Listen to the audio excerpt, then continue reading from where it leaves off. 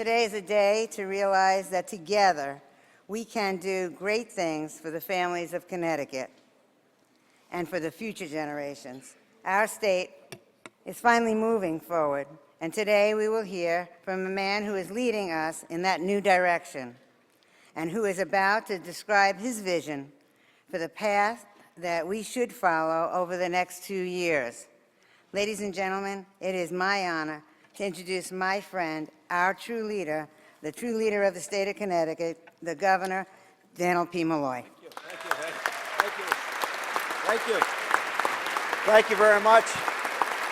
Thank you. Great to be with you. Kevin, hey, thank you. Thank you. Thank you very much. We got some work to do. Thank you. Thank you very much. Thank you. Come on, let's get to work. Mr. Speaker, Mr. President, Senator McKinney, Representative Cafaro, ladies and gentlemen of the General Assembly, thank you for inviting me back into the People's House to address you. I want to recognize and thank my trusted friend and advisor and Connecticut's exceptional Lieutenant Governor Nancy Wyman.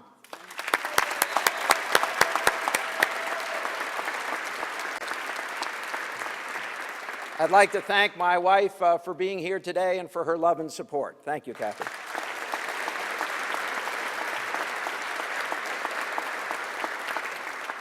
As always, let us thank and honor the brave men and women of Connecticut serving in our armed forces around the globe. And let us continue to keep in our hearts the many families, first responders, educators, and others that have been touched by the senseless tragedy in Newtown.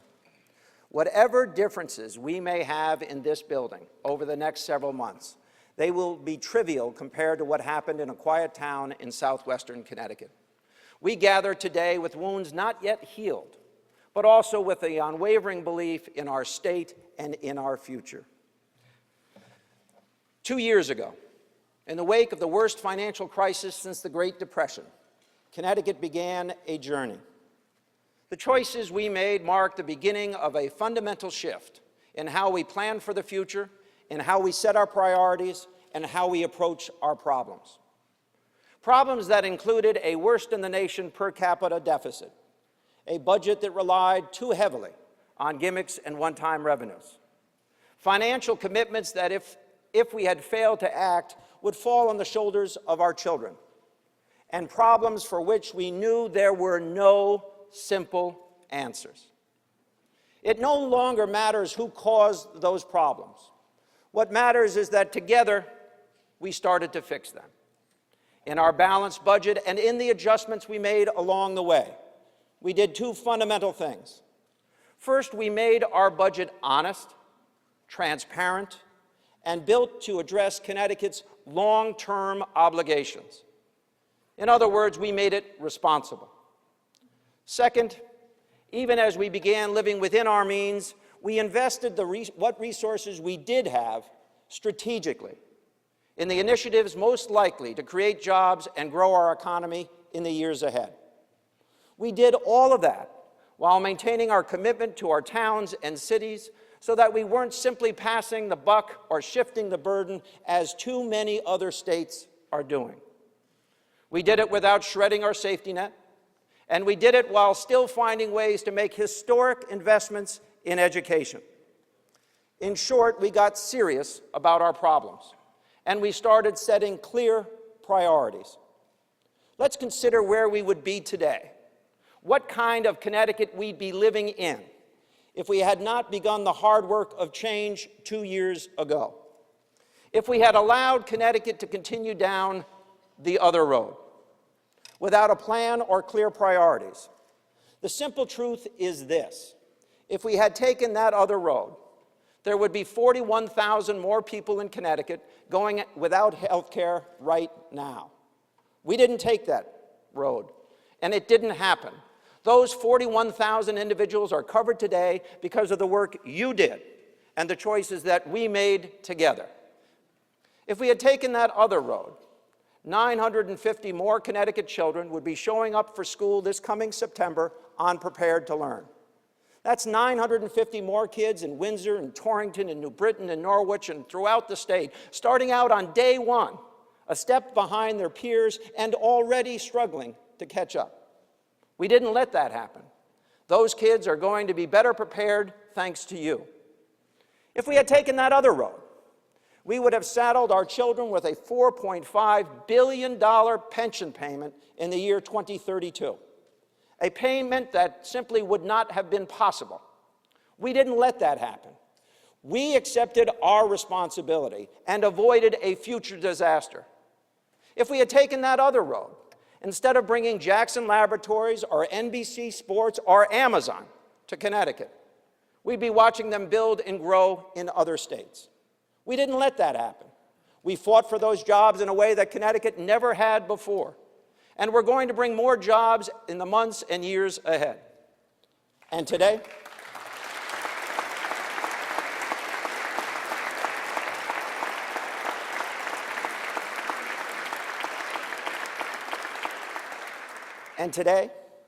Today, that other road would have left us with a deficit of more than $3 billion. We didn't let that happen, and we're not going to let it happen this year either.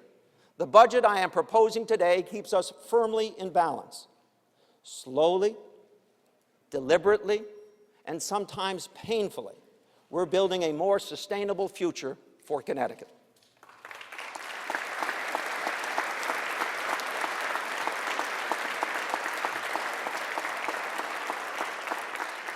As we work together to build that future, we know that it takes time for the changes made here in Hartford to be felt throughout the state.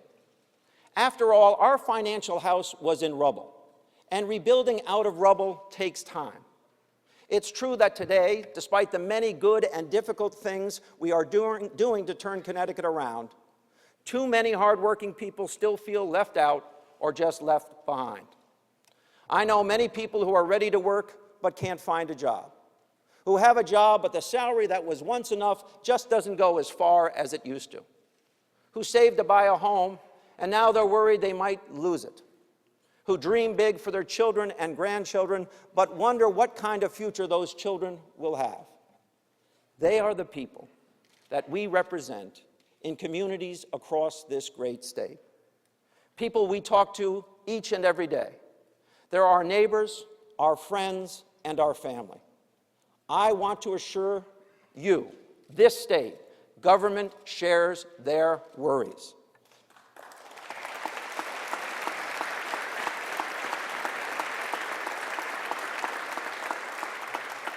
None of us here today are satisfied with an unemployment rate that remains too high, with an economy that remains too sluggish.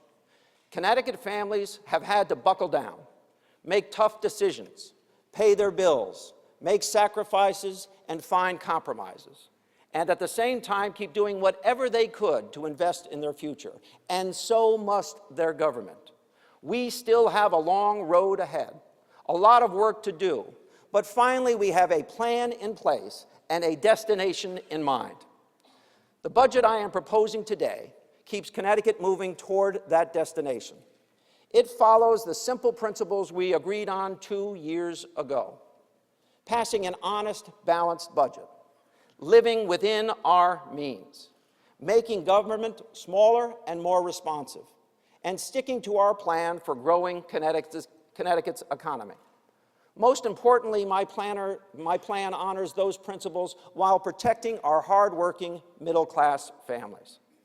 The simplest way it does that is this. My proposed budget does not include any new taxes.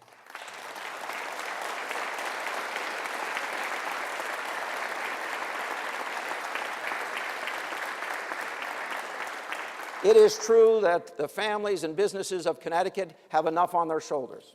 This budget asks no more of them. In fact, I'm proposing we give them some much-needed and deserved help. Here's something else this budget does not do. It does not exceed our spending cap. I know that past administrations chose to blow through that cap.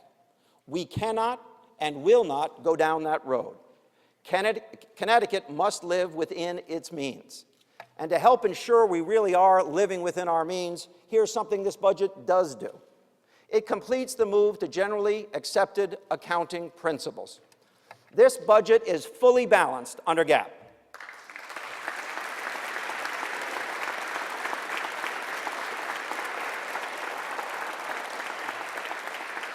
That's a promise we made 2 years ago, and it is a promise kept. Simply put, that means if you have to balance your checkbook, honestly, if you have to do that, so should your state government. We're also simplifying our state's finances. For too long, we continued to add line item after line item to our budget, making it far more complex than it needed to be. In this budget, we've either merged or eliminated nearly 150 appropriations, programs, or earmarks. That's a 22% reduction. Of course, it isn't enough that we're just streamlining our books or looking at them more honestly. To get our fiscal house in order, we needed to make some hard choices. In this budget, we've made lots of hard choices. In total, I am proposing more than $1.8 billion in spending reductions from our current services budget over the next 2 years. Let's put that number in context. In November of 2010, the previous administration projected a $3.4 billion structural deficit for the following year. Instead, we ended that year with a $140 million gap, which we filled.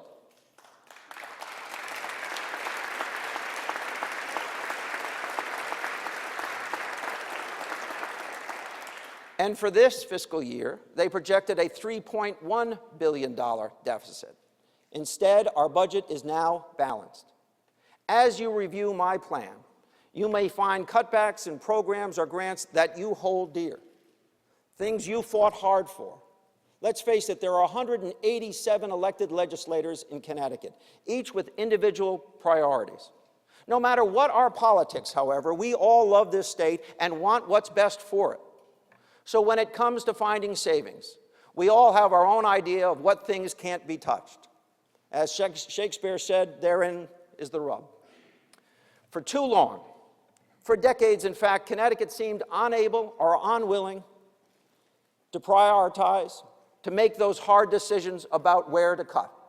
We spent too much on too many different things, and we failed to invest in the few big, bold things that we most needed. Thanks to all of you, thanks to your hard work and willingness to find compromise, we're finally headed in the right direction, and we're going to stay that course. It won't always be easy, especially when Connecticut continues to face rising costs in a few key areas. Whether it's $300 million in additional Medicaid growth, the rising price of keeping up with our state pensions, or moving to a more honest system of budgeting. These are the obligations of a responsible state government.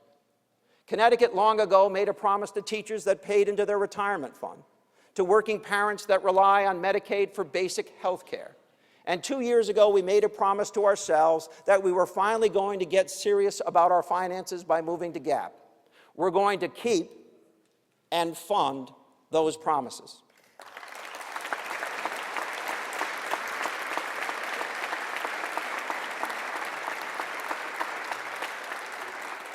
In order to do that, even as costs go up, my budget cuts $862 million off the current services budget in year one, and more than $1 billion off in year two. No matter how we get there, the bottom line is this: we should not spend more than the amount I've recommended in this budget.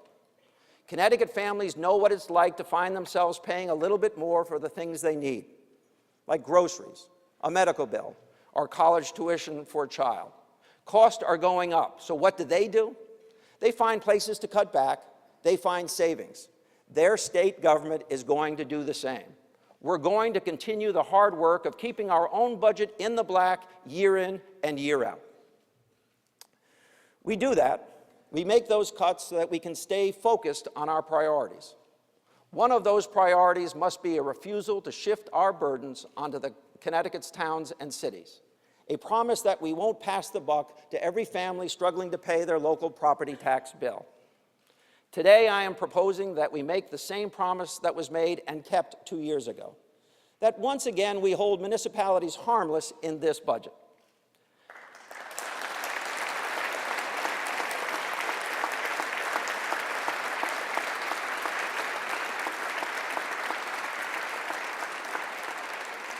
so that cuts made here in Hartford don't come at the cost of higher property taxes around the state.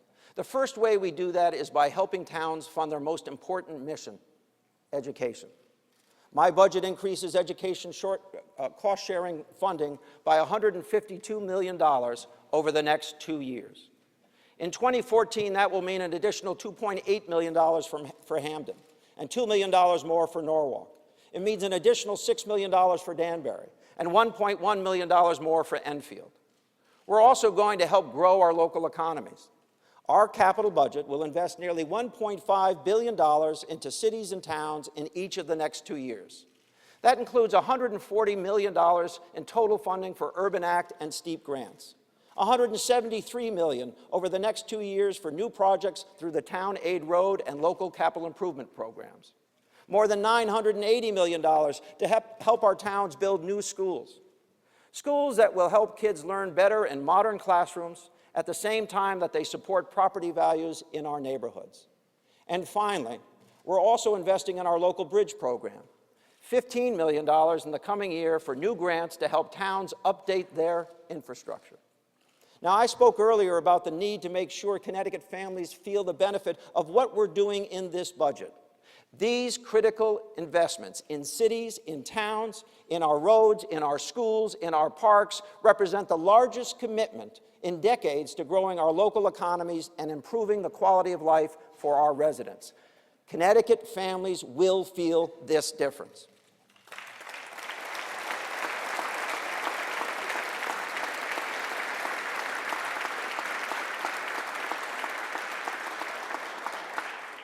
We've talked about the cuts we need to make, about holding the line on spending and on taxes, and about keeping our promise to towns. But we can't stop there. Even in difficult times, especially in difficult times, we have to keep investing in our future. It is incumbent upon state government to pursue jobs actively and aggressively. Now, I know some among you will criticize that philosophy, those who think it isn't government's place to help stimulate growth. But I fundamentally disagree. Burying our heads in the sand is not a strategy, and sitting still is not an option. Even as we find savings, even as we continue to support our towns and cities, we have to work to grow jobs. To start with, I am proposing the Bioscience Innovation Act. This new program will establish a $200 million fund to strengthen Connecticut's bioscience sector over the next 10 years. We've seen what's possible in this industry. Jackson Laboratories has already broken ground in Farmington and begun hiring Connecticut workers in good-paying jobs with good benefits. We estimate that they're going to support 6,800 permanent jobs once they're fully developed. But this isn't just about Jackson. It's also about Alexion in New Haven and Dorada in Branford, about the many other great companies and entrepreneurs throughout Connecticut already working in this rapidly growing field. And the impact extends far beyond simply bioscience. Cultivating this industry and creating these kinds of jobs means we have more people eating in our restaurants and shopping in our stores.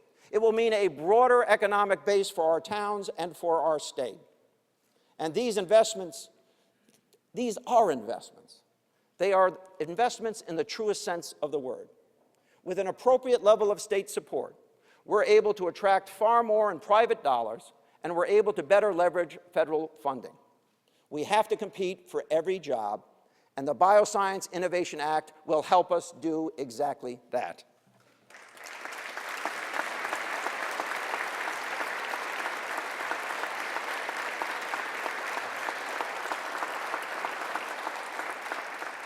We're helping employers in other ways.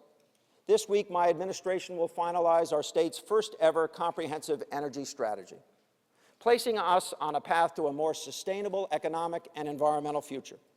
This plan will help us take advantage of enhanced energy efficiencies to drive down energy costs for families and for businesses.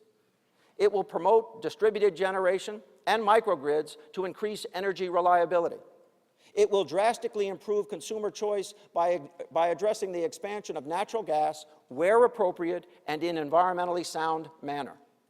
And for customers that are near gas lines but not connected, it will offer a new $500 tax credit to help get them connected so that they can start saving money. We've gone far too long without understanding the connection between high energy cost, protecting our environment, and making Connecticut business more competitive. These issues are linked, and finally, we're going to treat them that way in Connecticut. We've already seen electric rates drop in Connecticut by 12% across the board in the last 2 years. The process of continuing those efforts as part of a broader strategy starts today.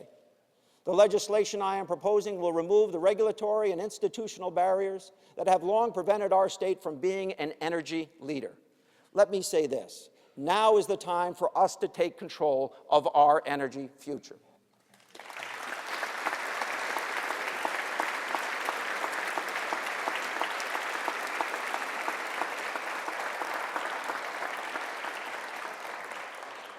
As we work to foster new jobs and lower energy costs, we also need to make sure we're helping grow the next generation of high-skilled workers. The creation of a strong public research university is critical to ensuring our long-term economic competitiveness. We must provide educational opportunities in science, in technology, in engineering, and in math. There was a time that Connecticut was a world leader in those areas. Our inventors created the first submarine, the portable typewriter, anesthesia, helicopters, and of course, the Frisbee. Historically, we've ranked among the top states for patents on a per capita basis. But now we're in a global economy, and the competition has gotten much, much, much stiffer. My proposal is that we get Connecticut and UConn back in the game in a big way. We can do it with an injection of more than $1.5 billion over the next 10 years into a new program, Next Generation Connecticut. This funding will drive innovation, enhance job creation, and spur economic growth. And it will allow us to make strategic investments in new facilities, to offer more scholarships, and to add researchers. Together, we will fuel Connecticut's economy with new technologies and new employers, with more highly skilled graduates, more patents, more licenses, and more high-wage jobs. In Stores, this funding will allow for more than 5,000 additional students, including a 70% increase in the number of engineering students. In Stamford, it will help create a new School of Fine Arts and Digital Design, a one-of-a-kind digital media degree for professionals so that they can find jobs at ESPN or NBC Sports or Charter Communications or other companies we will, in fact, attract to this state. And it will help build a new campus in Hartford, one that offers professional graduate programs in business, and in engineering, and in social work. That's just some of what this investment will do. And of course, the University of Connecticut is not the only home for Connecticut students. They learn and grow at all of our universities. Students from Eastern to Gateway to Norwalk Community College all deserve a college experience that prepares them for lifelong success. Our consolidated system under the Board of Regents for Higher Education is more responsive to how today's students learn. Through that system, more funding will go to the university and community college classrooms, as well as direct services. Connecticut's 4 state universities, its community colleges, are also an integral part of our economic development strategy. Our institutions of higher education represent so much. They represent the opportunity we offer our young students and the potential for our economy to grow and to prosper. They are the promise of Connecticut's future. Let's invest in them. Let's make them beacons that shine well beyond our borders, a clear signal of the promise and the potential that Connecticut and its people hold. Let's do this together.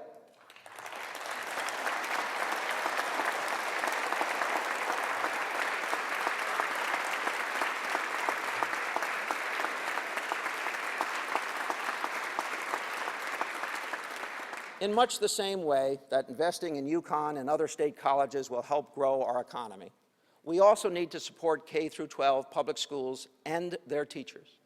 It is a moral obligation that we provide Connecticut's kids a high-quality education. But it's also in our economic interest to foster the next generation of scientists, teachers, doctors, engineers, business leaders, and entrepreneurs.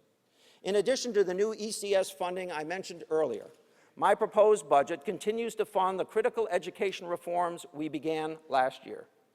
Over the next 2 years, we are continuing to improve student outcomes by increasing funding for Alliance districts by $144 million. We're turning around struggling schools by growing our commissioners' network with funding for 17 more schools. We're continuing to broaden the range of educational opportunities by maintaining our support for magnet schools, agricultural science schools, and other high-quality options, including funding for additional state charter schools. And while we help our underperforming schools, we're going to get out of the way of districts that are doing a good job. For high-performing schools, we can eliminate some burdensome reporting requirements and free them from some state mandates, and we need to do this. We can also do some things to make sure we reach our kids as early as possible. Quality early childhood education is one of the best investments we can make to close our achievement gap and put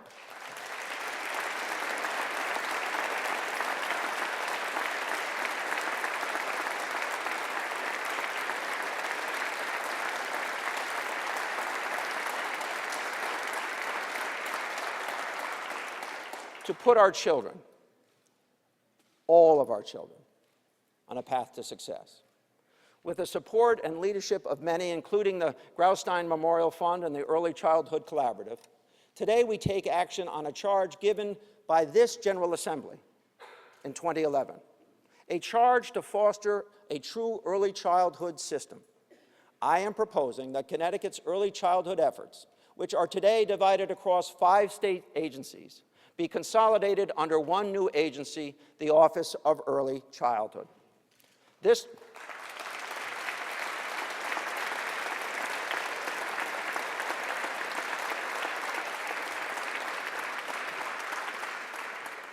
office will better align state resources, increase data collection across several agencies, improve family outreach, and most importantly, prepare more youngsters for kindergarten and beyond.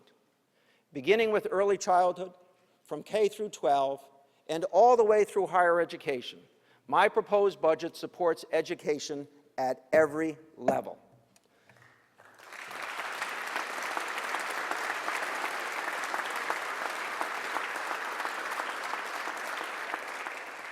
Despite the hard work of everyone in this chamber, and despite the many good things we've done to reshape Connecticut, too many in our middle class still don't feel, I should say, the changes that we're making here in Hartford. The economic headwind is strong, and there are still too many unemployed or underemployed. So the question is, what do we tell those families I spoke about earlier, the ones that might not yet feel the changes we've set in motion together? There are things we can do to help right now. Things won't be easy for a while, and we can't solve anyone's problems overnight, but we can lighten their load. For one, we can begin to make our tax laws more fair and more sensible, especially when it comes to taxes that unfairly impact the middle class and those striving to be middle class. 10 years ago, a state blue ribbon commission found that Connecticut's motor vehicle property tax was, quote, especially unfair. The reason was that residents in different communities pay very different amounts on the same property value. It encourages people to register their cars in lower tax rate towns or even out of state, leaving the rest of us to foot the bills. Meanwhile, our towns and cities are spending too much time and too much money to collect a very small portion of their tax base. I know this issue has been taken up in different forms over the years, and that finding a workable solution has been difficult. But I think Connecticut is, in fact, getting better and better at solving tough problems. Today, I am proposing that we exempt the vast majority of Connecticut motor vehicles from a property tax. We can do it by providing an exemption twice.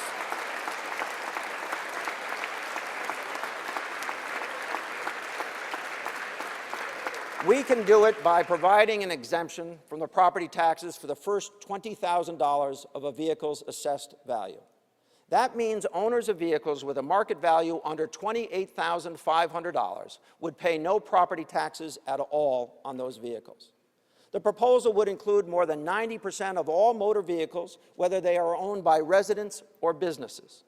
To ease the transition, we can allow municipalities the option of providing this exemption or a portion of it for the tax year beginning this July 1st. After that, it would be implemented statewide beginning in July 2014. This is tax relief for families who are middle class, and working poor. It gives a break to businesses, especially small businesses, and it takes the administrative burden off of local government. We don't have to stop here, though.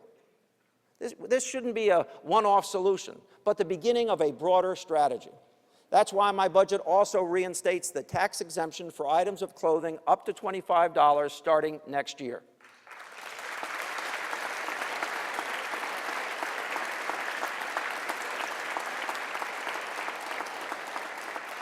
It does it as a first step towards completely reinstating the original $50 exemption in July of 2015.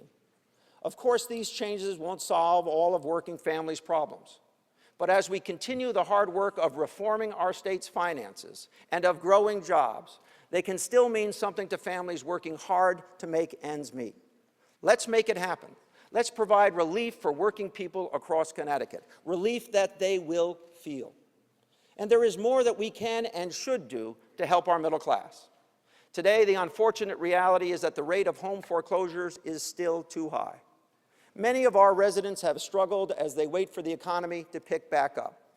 For some, the clock is running out. New protections I announced last week will help give struggling homeowners a fighting chance.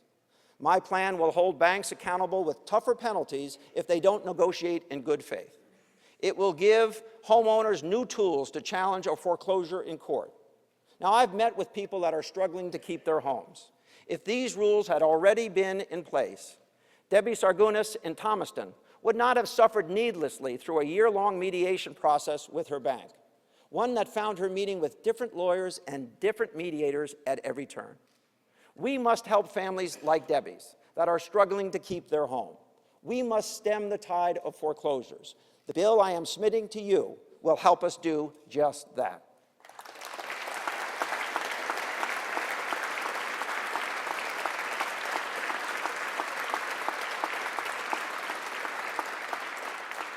That's how we're helping homeowners stay in their homes.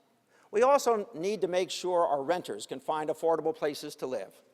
We need to do it so that our low-income residents don't have to use so much of their personal income just to put a roof over their head.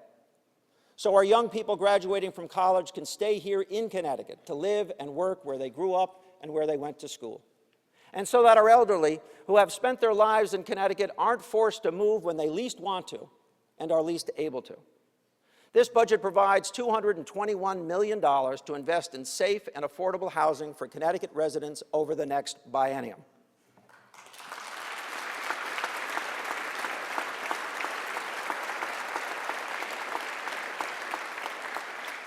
To help coordinate these investments, we're also providing staff and programmatic funds for the Department of Housing, a new agency that will work aggressively to address housing needs across Connecticut.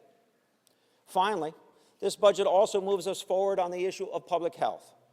When it comes to protecting Connecticut residents, there is no more simple or more sacred responsibility than making sure everyone has access to health care.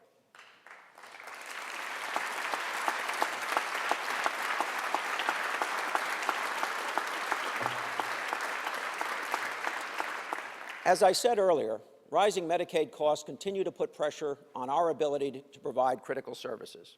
But it is a challenge we can and will overcome. Thankfully, the Federal Affordable Care Act has given us an opportunity to do just that. Connecticut has become a national leader in the creation and development of our health insurance exchange, an innovative and competitive marketplace for care. My budget continues to grow that system. Doing so will save the state money and will help get more people covered. It's that simple. My plan also funds caseload growth for our health and human services agencies, meaning they will have the necessary resources to continue providing care. And we're funding ways to enhance how that care is delivered by continuing to focus on the community level. First, we're going to maintain our support for Money Follows the Person, a key program that helps our elderly that want to stay in their homes do just that.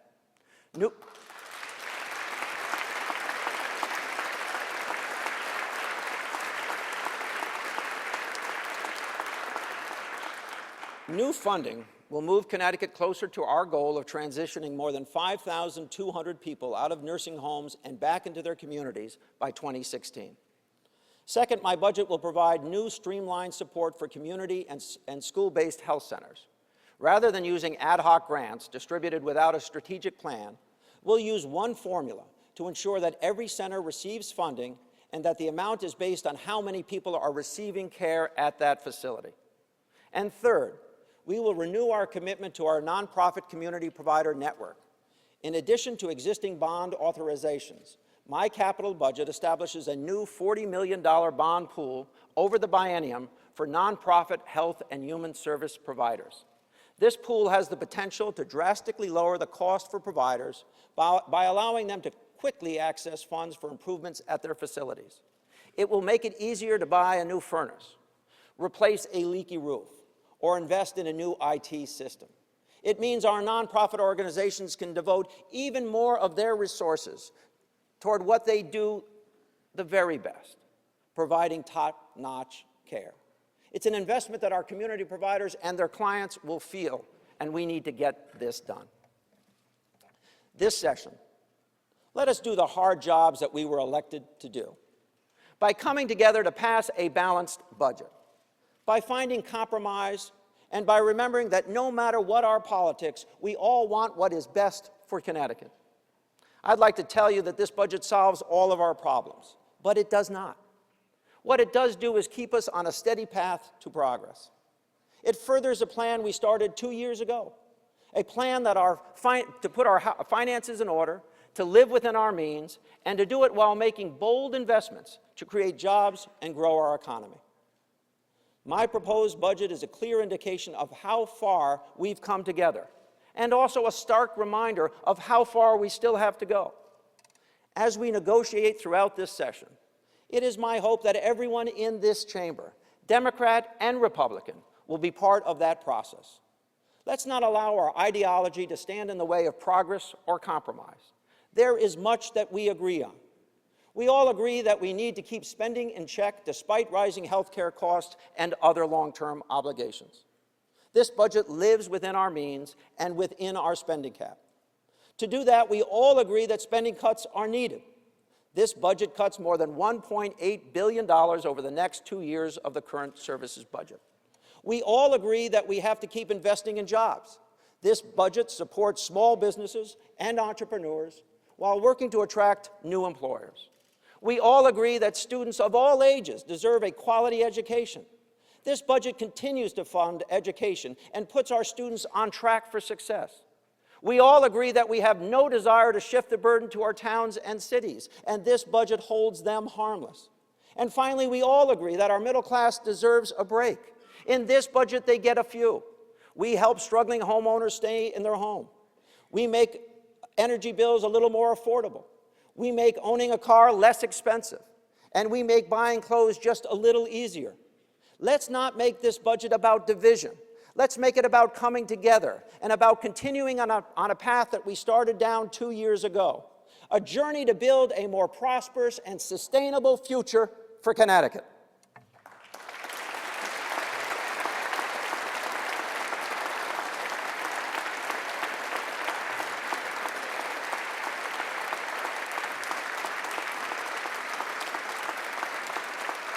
Ladies and gentlemen, I thank you.